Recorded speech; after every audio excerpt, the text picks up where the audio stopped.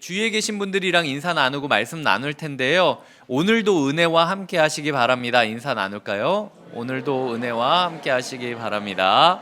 네. 최근에 영화 관련된 기사를 제가 읽은 것이 있습니다. 저 또한 2026년도 제가 가장 기대하는 한국 영화 중 하나가 얼마 전에 개봉을 했는데요. 이 개봉하기 전에 시사회에서 사람들이 그 영화를 보고 났는데 평이 너무 안 좋은 거예요. 10년 만에 한 감독이 영화를 만들었는데 사람들이 시사회에서 너무 안 좋은 평을 하니까 이 사람이 이럴 리가 없는데 이게 맞나라는 생각을 하면서 일단 저도 봤습니다. 봤는데 저는 재밌게 봤어요. 재밌게 봐서 이게 나만이 이상한 건가 라는 생각을 하다가 유명한 한 영화 평론가가 그 영화의 평점을 좀 높게 줬습니다. 그러자 사람들이 막 비난을 하는 거예요. 사실은 뭐 평론가가 자기 마음대로 그렇게 생각할 수 있는데 나는 안 좋은 영화라고 봤는데 너는 왜 이걸 좋은 영화라고 이야기하느냐? 너 평론가 맞냐? 감독이랑 사적으로 좀 관계가 있어가지고 별점 더 준 거 아니냐? 라는 이야기를 하면서 비난의 글이 계속해서 이어진 나머지 그 영화 평론가가 따로 자기 블로그에 글을 써서 그런 게 아니다 라고 이야기할 정도로 이슈가 된 적이 있습니다. 이 한 영화 평론가가 글을 남긴 것조차도 불이한 권력 남용으로 여긴 거예요. 그리고 누군가가 나는 이걸 안 좋다라고 생각하는데 저 사람이 저걸 좋다라는 거 얘기하는 것 자체가 꼴이 보기 싫은 겁니다.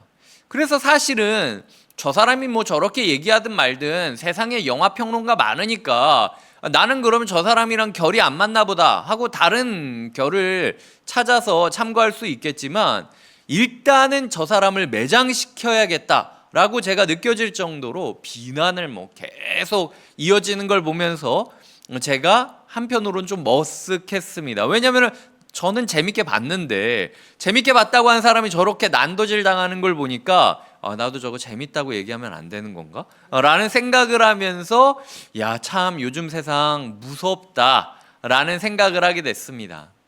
이 시대에서 요즘 대중들은요, 권위가 있다라고 느껴지는 사람들에 대한 비난이 굉장히 심합니다. 잣대가 굉장히 높습니다.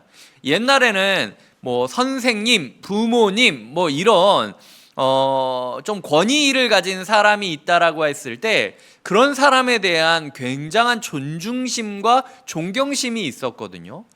저도 이제 학교를 다니다 보면 예상하지 못할 정도로 당황스러운 그 시대의 뭐 악습이라든지 패단이라든지 이런 것들을 많이 경험했지만 그럼에도 아직도 제가 선생님에 대한 존경의 마음과 존중의 마음이 있습니다. 그 단어가 주는 권위의 무게감이 저한테는 있었던 것이죠.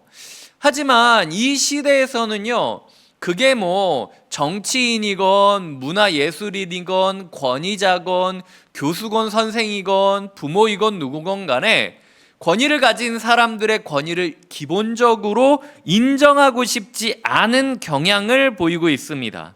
자신들의 마음에 맞지 않는다면 모든 권위를 무너뜨리고 조롱하고 비아냥거리는 모습을 그리고 있다라는 거죠.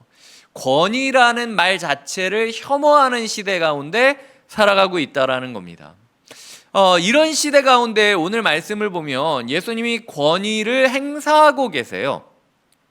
오늘 본문을 보면 27절에 예수님이 성전에서 지나실 때에 라고 이야기를 하고 있는데 이 지나실 때에 라고 이야기하는 게 그냥 뭐 왔다 갔다 하시는 게 아니라 이 성전에 소위 말해서 전에 예수님이 한번 성전을 뒤집어 엎었지 않습니까?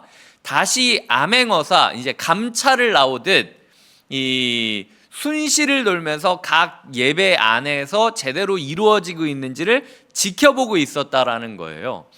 그게 불편했던 거죠. 이 대제사장들과 종교 지도자들이 봤을 땐 또 한 번 예수 그리스도가 상을 뒤엎어버리고 예배 시스템을 멈추게 되면 지난번에 이어 오늘도 예배가 중단되는 상황이 일어나는 거예요. 그래서 다 예수에게 모여서 물어봅니다. 뭐라고 물어보죠? 28절입니다. 무슨 권위로 이런 일을 하느냐? 누가 이런 일을 할 권위를 주었느냐라고 권위 논쟁이라고 불려지는 이야기가 등장하고 있습니다.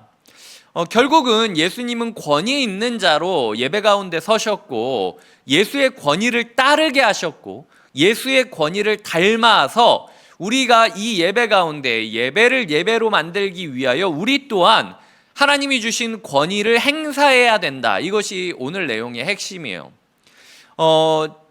예수님의 권위를 따라야 된다라는 건 지난주 설교 때 얘기했습니다. 참된 열매가 맺어야 된다. 완벽한 열매가 아니어도 된다. 우리 가운데 어떤 열매가 맺어지는 게 예수의 권위를 따라서 예수를 향한 예배를 드리는 것이냐, 자기 만족을 위한 예배가 아니라 예수의 권위를 따른 예배의 열매는 무엇이다. 지난주에 그건 이야기했고요. 오늘은 그 중에서 우리 또한 예수 그리스도의 권위를 가지고 예배를 예배답게 드리기 위하여, 내가 예배자답게 살기 위하여, 우리 가정이 예배다운 예배를 드리는 가정이 되기를 위하여 권위자로서 권위를 행사해야 되는데, 우리는 권위를 행사하지 않고 방치하고 있거나 아니면 권위를 행사하는데 예수의 방식이 아니라 당시 종교 지도자였던 대제사장들과 서기관들과 다른 종교인들과도 같이 잘못된 권위를 행사함으로써 예배를 망치고 있는 거 아니냐라는 이야기가 오늘 내용의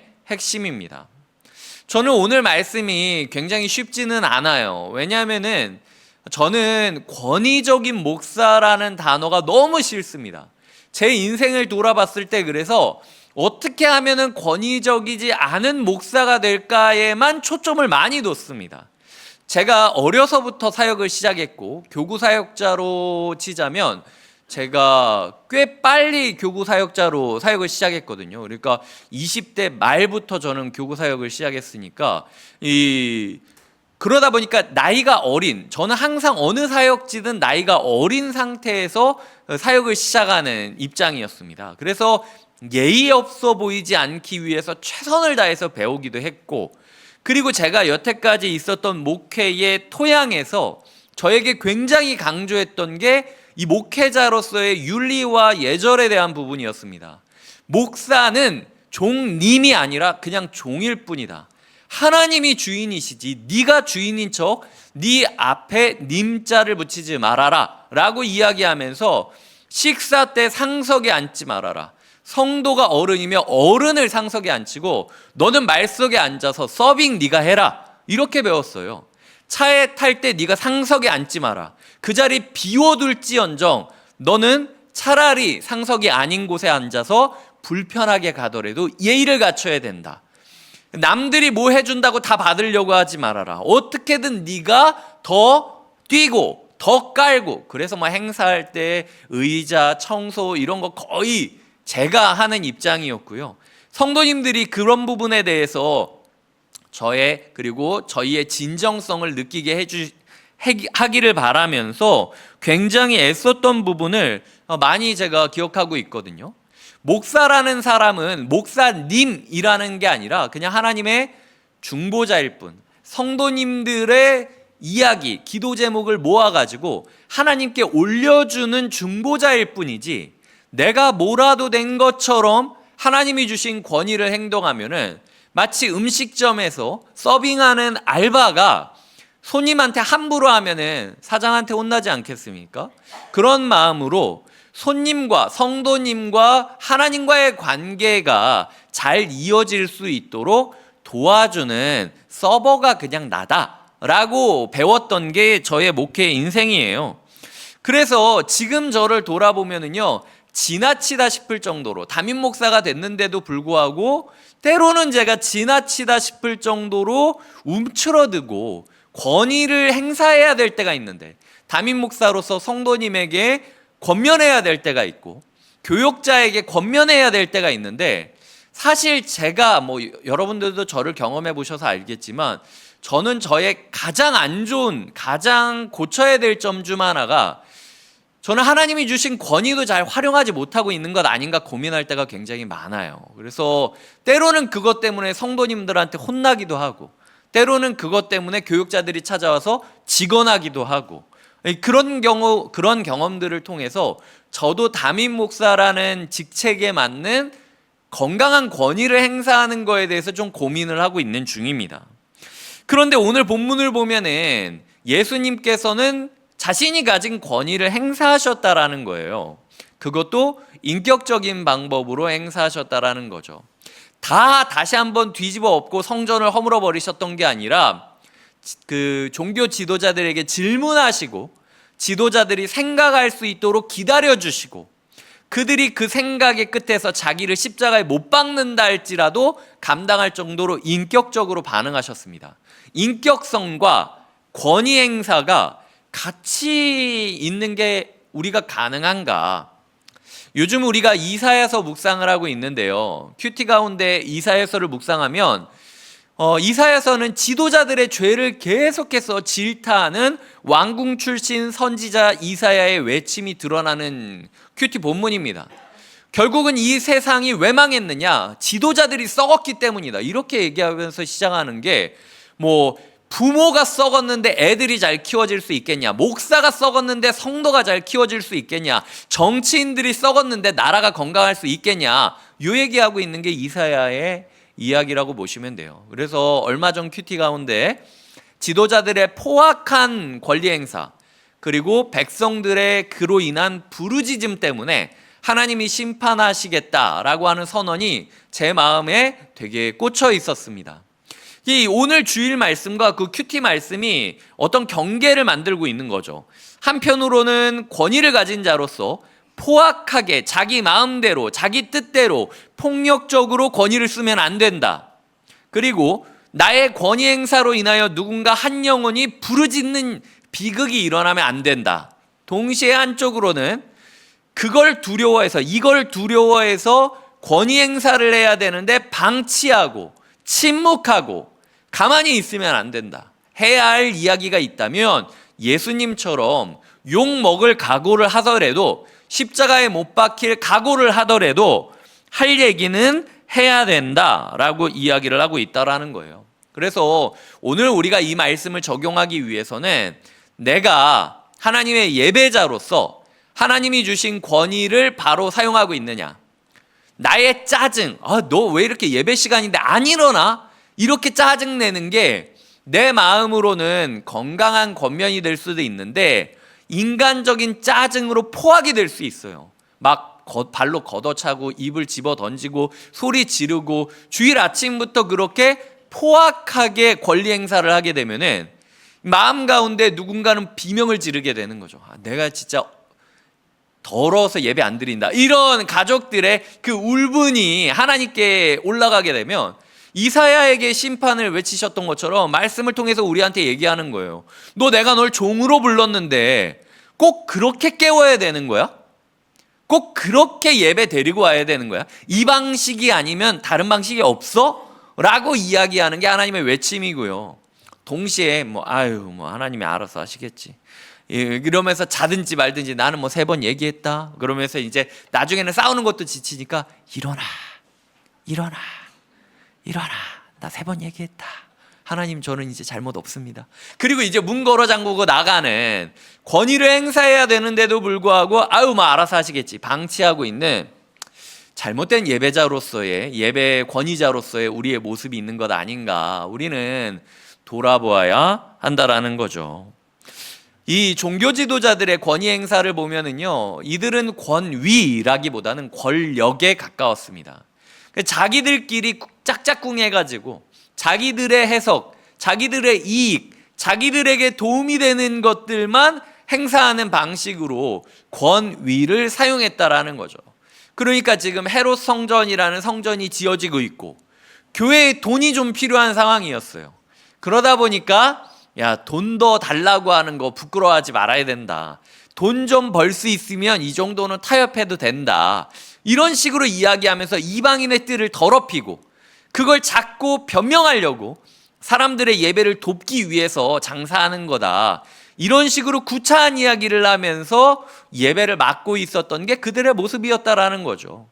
그리고 그거를 뒤집어 엎었다면 뭐가 잘못인지를 공개 토론을 하든지 회개를 하든지 반응을 해야 되는데 이들의 반응은 자기들끼리 패거리로 몰려서 예수를 소위 쪽수로, 소위 명함으로 짓누르려고 하는 그런 모습을 보이고 있었던 게 그들의 권위 행사였기 때문이에요. 그들은 권위를 권력으로만 생각했기 때문에 나에게 이 지위가 있다면 내 마음대로 써도 된다라는 식으로 힘의 개념으로 이 부분을 생각했다라는 거죠. 하지만 예수님의 권위는요, 마가복음 초반을 보면은 이렇게 이야기하고 있습니다. 예수님께서는 그 하나님으로부터 권위를 위임받았거든요. 그래서 예수님이 세례를 받았을 때 예수님에게 이런 이야기를 하죠. 마가복음 1장 11절에 보면은 너는 내 사랑하는 아들이라 내가 너를 기뻐하노라. 결국 예수님이 사역을 시작할 수 있었던 사역의 시작점, 권위의 시작점은 하늘을 찢고 말씀을 주시며 너는 내 사랑하는 아들이다. 내가 너를 기뻐한다. 라고 하는 하나님의 부르심으로부터 시작됐던 것이 예수님의 권위였습니다. 예수님께서는 사람들이 인정하든 말든 상관하지 않으셨어요. 하나님만 맞다고 하시면, 하나님만 이 길이 옳다고 하시면 그 길을 기꺼이 행사해야 된다고 생각했습니다. 설령 내가 이렇게 권위를 행사하다가 십자가에 못 박힌다 할지라도 나는 그 길을 가야 된다 라고 담대히 이야기하면서 걸어가는 사람이었다라는 거죠. 우리가 예배자로서, 예배를 만들어가는 자로서 일부 예배에 함께 한다라는 건 여러분은요, 여러분이 알지 못하는 사이에 우리 교회 예배를 전체 디자인하는, 함께 예배를 봉사하는 그런 사역자로 부르심 받은 것이고, 이 아침까지 나와서 예배에 열심을 내면서 예배를 드리는 건 여기 계시는 여러분들을 통해서 가정의 예배를 회복하기를 원하신다라는 뜻이기도 해요. 그렇다면 이 주님이 우리에게 주신 이 권위를 어떻게 사용할 거냐는 거죠. 우리가 사람의 눈치를 보고 사람의 반응을 생각해가지고 움직이는 것이 아니라 하늘을 찢고 우리에게 말씀을 주시며 세상 다른 사람이 너를 뭐라고 한다 할지라도 넌 내 딸이다, 넌 내 아들이다, 내가 너를 기뻐한다. 그러니까 너도 내가 기쁜 길을 향해 걸어가라. 사람들이 기쁜 길을 향해 걸어가지 말고 라고 이야기하는 하나님의 말씀을 받아서 오늘 나의 가족에게, 오늘 나의 주일학교 아이들에게, 오늘 곁에 있는 교회 식구들에게 우리의 모습이 정말 권위를 행사하는 자로서 예배에 대한 권면을 할 수 있어야 한다라는 거죠. 예배답게 드려야 된다. 방학이라고 너의 영성을 방치하면 안 된다. 다른 건 몰라도 예배만큼은 네가 목숨을 걸어야 되지 않냐. 다락방이 이렇게 쉬는 이 순간 오히려 그렇기 때문에 예배에 일주일에 집중을 할 수 있지 않겠냐. 제대로 한 번이라도 예배 드려보기를 꿈꾸면서 예배자로 세워야 된다 라고 이야기하며 권면하는 것이 필요하다라는 거죠. 이런 부분에 있어서 좀 지혜가 필요합니다. 왜냐하면 이 가운데 있는 분들이 예배 드려라, 너 큐티 했니? 이 얘기 안 해본 사람이 몇 명이나 되겠습니까? 거의 다 가정 안에서 예배자가 되길 바라면서 애를 쓰셨겠죠. 예수님께서는요, 이 사람들한테 어떻게 이야기하시냐면 질문을 통해서 접근하고 계십니다. 그러니까 우리가 권위자로서 요즘 시대 가운데 뭔가 권면을 하는 것 자체가 되게 불편한 시대가 됐잖아요. 그리고 그렇게 권면을 하는 것 자체를 혐오스럽게 여기는 시대가 됐다라는 거죠. 순장이면 이렇게 함부로 내 예배 생활에 대해서 지적해도 되는 거야? 목사면 함부로 내 영성에 대해서 이렇게 참견해도 되는 거야? 아니, 참견하라고 목사를 세웠으면서. 네, 그게 제 마음이기는 한데, 아니 뭐 내가 이 교회 아니면 다닐 교회 없어? 이래버리니까 저도 이제 고민이 많은 거죠. 오늘 예수님이 우리에게 지혜를 주시는데 질문하라는 거예요. 질문. 오히려 우리가 명령하기 전에 너 일어나, 너 옷 챙겼어? 너 성경 챙겼어? 헌금 어디 있어? 이렇게 명령을 하기 전에 먼저 질문을 해가면서 이 사람이 진짜 예배다운 예배를 드리고 있나 고민하게 만들어줘야 된다라는 거죠. 예수님이 뭐라고 얘기하십니까? 30절에 보면 요한의 세례가 사람으로부터 왔느냐, 하늘로부터 왔느냐, 사람으로부터 왔느냐라고 질문을 하십니다. 질문을 던지면요, 머릿속에 답을 내리다 보면 이렇게 얘기할까? 저렇게 얘기할까라고 하다 보면 좋은 답이 생각나는 게 아니라 내가 어떤 사람인지를 깨닫게 돼요. 예수님이 이렇게 질문을 하니까 종교 지도자들이 답을 못한 이유가 뭐냐? 만약 여기서 하늘로부터 내가 그 요한의 그 세례가 왔다라고 이야기를 하게 된다면 이 여태까지 종교 지도자들은 요한의 권위를 인정하지 않았거든요. 그렇다면 지금까지 자기들이 종교적인 파당을 만들었기 때문에 요한이라는 올바른 사람이 있음에도 불구하고 이 사람을 인정하지 않고 무시하고 있었다라는 게 들킬까봐, 이 자기들의 위선을 들킬까봐 하늘로부터 왔다고 말을 못하는 거죠. 요한의 세례가 하늘로부터 왔습니다. 그러면 예수님이 근데 너희는 왜 요한 안 도와줬어? 라고 얘기할 게 뻔하니까. 그렇다고 요한의 세례가 사람으로부터 왔다라고 이야기를 하기엔 너무 많은 사람들이 세례 요한을 좋아했던 걸 알기 때문에 사람들한테 미움받을까봐 오늘 본문을 보면 사람이 두려워서, 백성이 두려워서 말을 못했다라는 거죠. 그러니까 여기까지 되면 생각이 이렇게 이어지는 거예요. 아, 나는 위선자구나. 나는 하나님으로부터 권위를 물려받은 권위자가 아니라 사람들을 두려워하고 있는 그냥 한 영혼에 불과할 뿐이구나. 내가 가진 권위가 아무것도 아니구나 라는 걸 깨달으면 어떻게 해야 됩니까?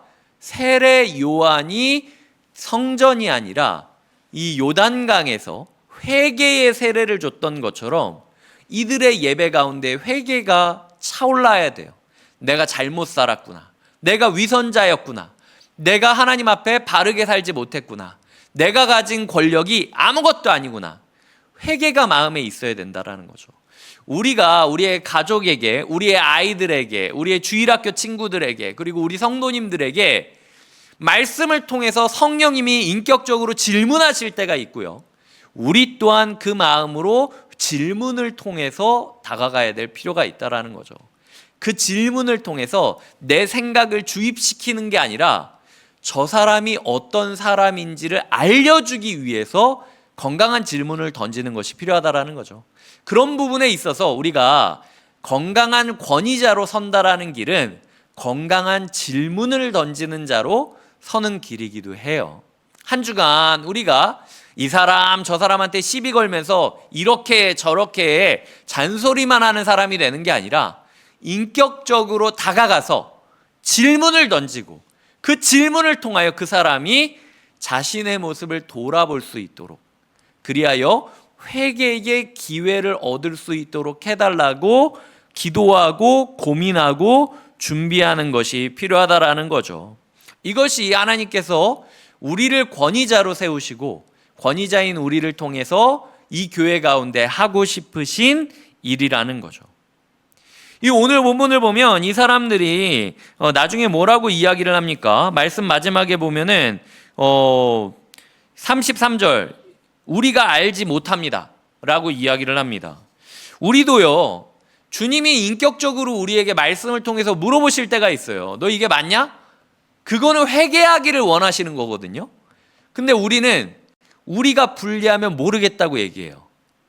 아는데 내가 안다고 얘기하면 회개해야 되니까 더 선명한 계시를 달라고, 더 직접적인 이야기를 해달라고, 그러면은 내가 인정하겠다라는 식으로 자꾸 피하면서 잘 못 알아듣겠는데요, 모르겠는데요, 몰랐는데요 라는 식으로 이야기를 할 때가 있다라는 거죠. 주님께서는 우리에게 말씀하고 있는 겁니다. 아직도 내 뜻을 모르느냐? 너 모르는 척하고 있는 거 아니야?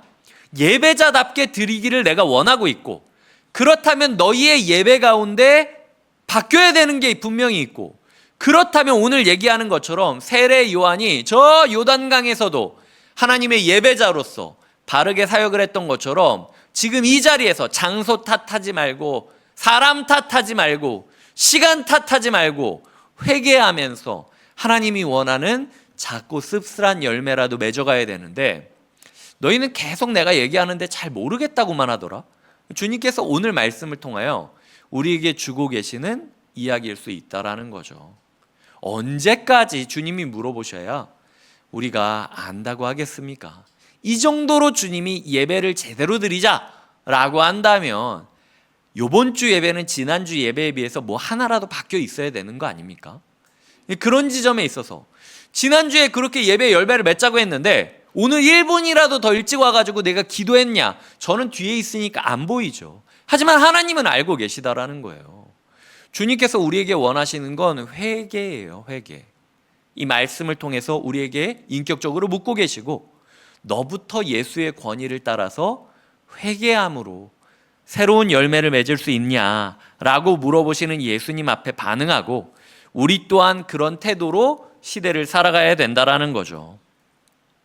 예수님과 이 관계가 이어지지 않고 회개가 일어나지 않고 예수님의 질문에 답을 하지 않으면요, 소통이 끊어집니다.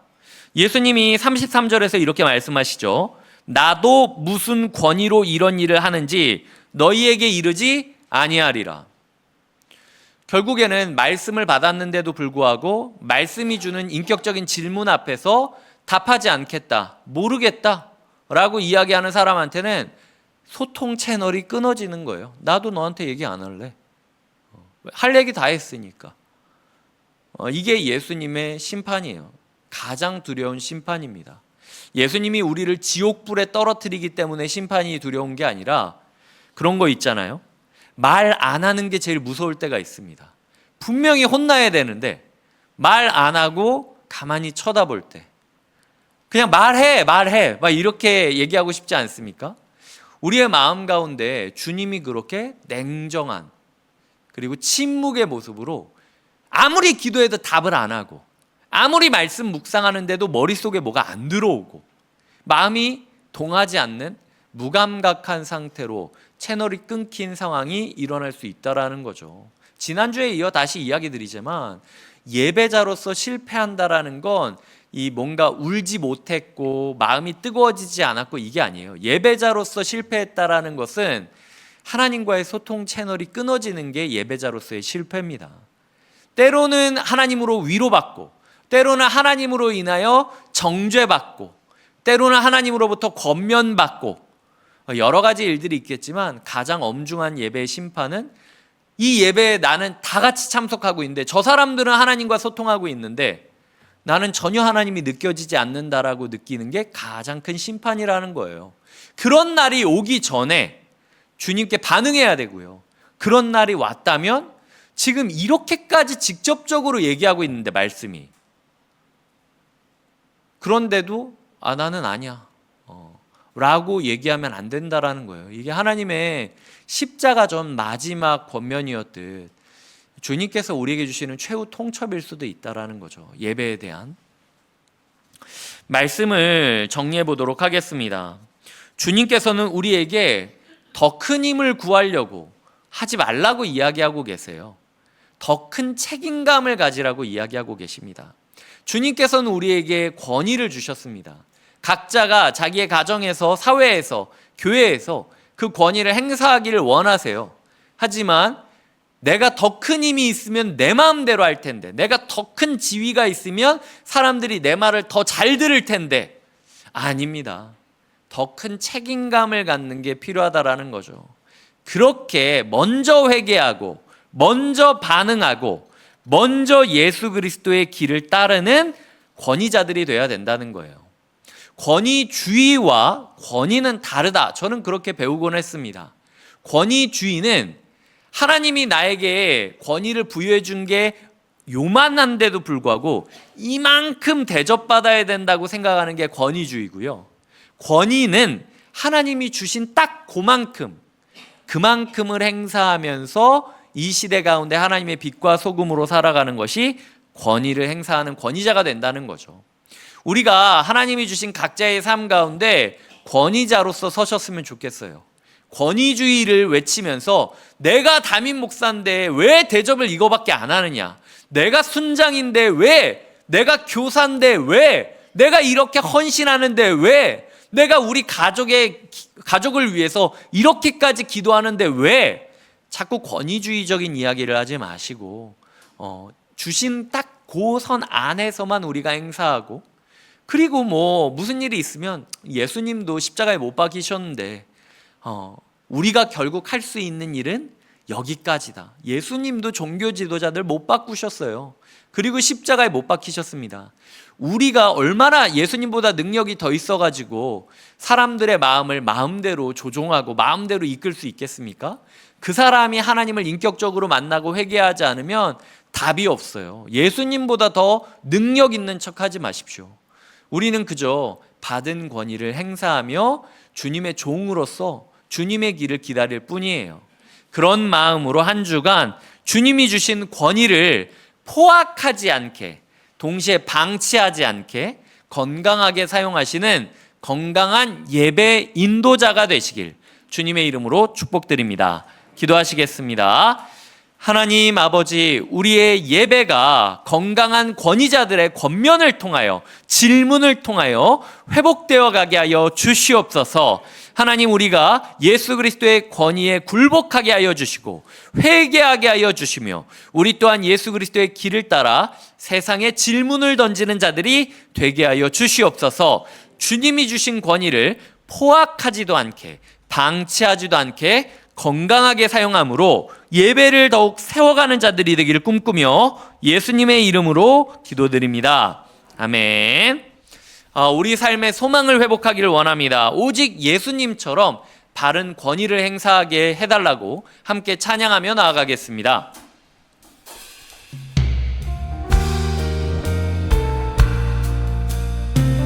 내 삶의 소망, 내 삶의 소망,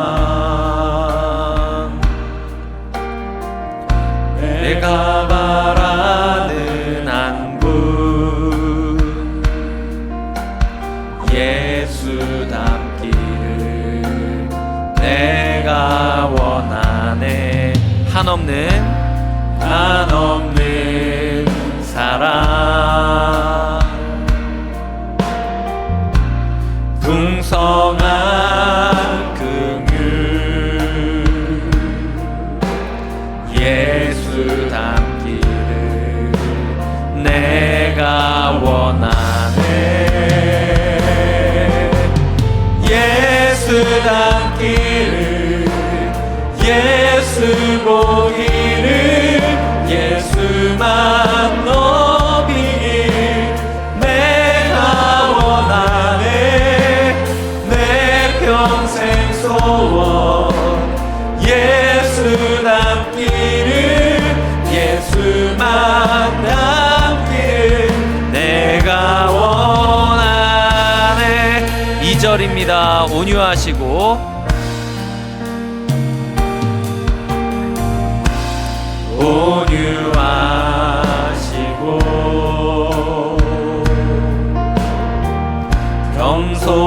겸손하신 성품, 예수 닮기를 내가 원하네. 자비하시고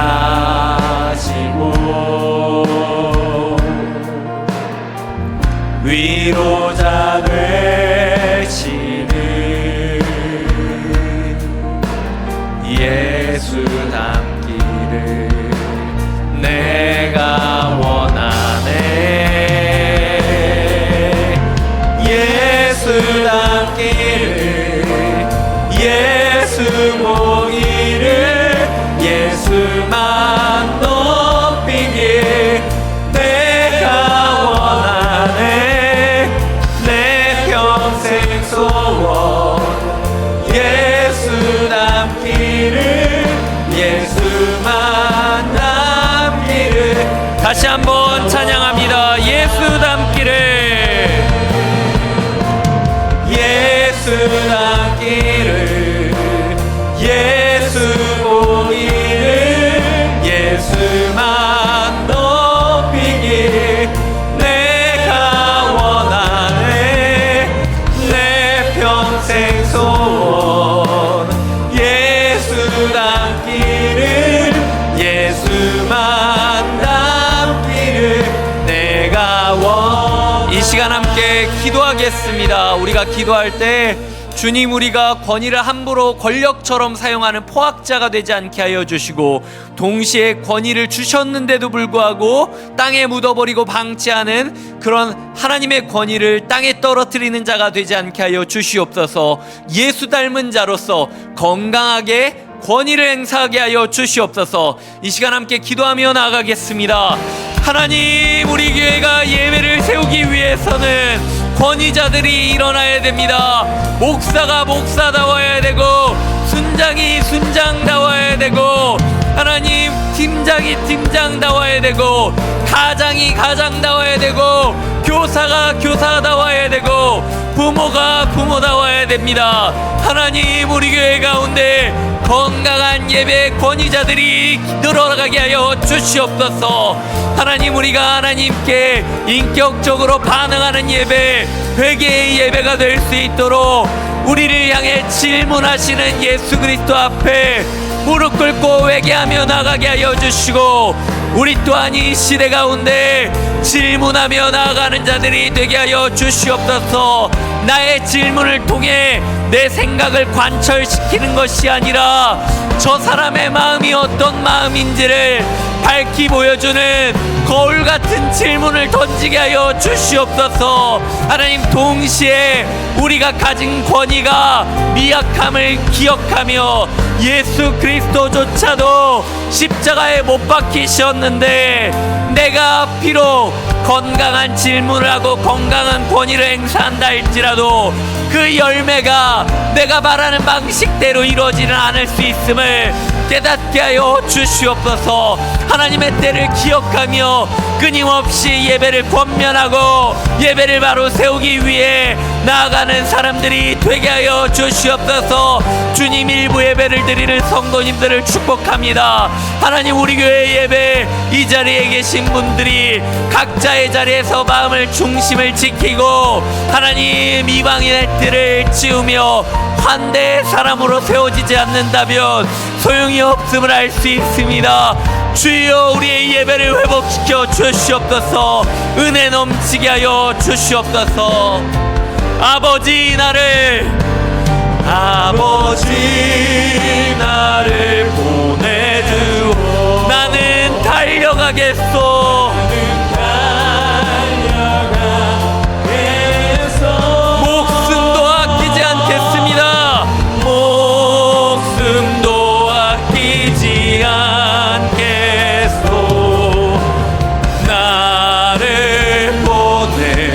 세상이 나를 미워해도, 세상이 나를 미워해도 나는 사랑하겠소. 세상을 구원한 십자가, 세상을 구원한 십자가. 나 다같이 일어나 찬양합니다. 아버지, 나를 보내줘. 아버지, 나를 보내주오. 나는 달려가겠어.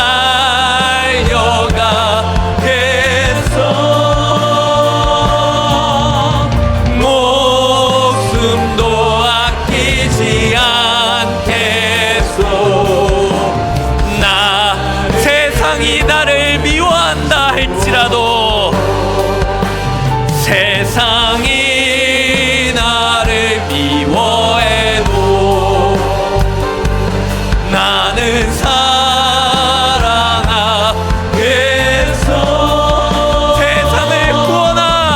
세상을 구원한 십자가, 나도 따라가오. 우리가 십자가를 닮은 권위를 행사하길 바라며 제가 기도하겠습니다. 우리 주 예수 그리스도의 은혜와 하나님의 사랑과 성령님의 교통하심이 사람을 함부로 대하지도 않고 두려워하지도 않으며 오직 하나님을 두려워하고 회개함으로 하나님이 주신 권위를 바르게 행하며 살아가기를 소망하고 결단하는 주님의 예배자들과 곁에 있는 교회에게 지금부터 영원토록 함께 해주시기를 간절히 축원하옵나이다. 아멘.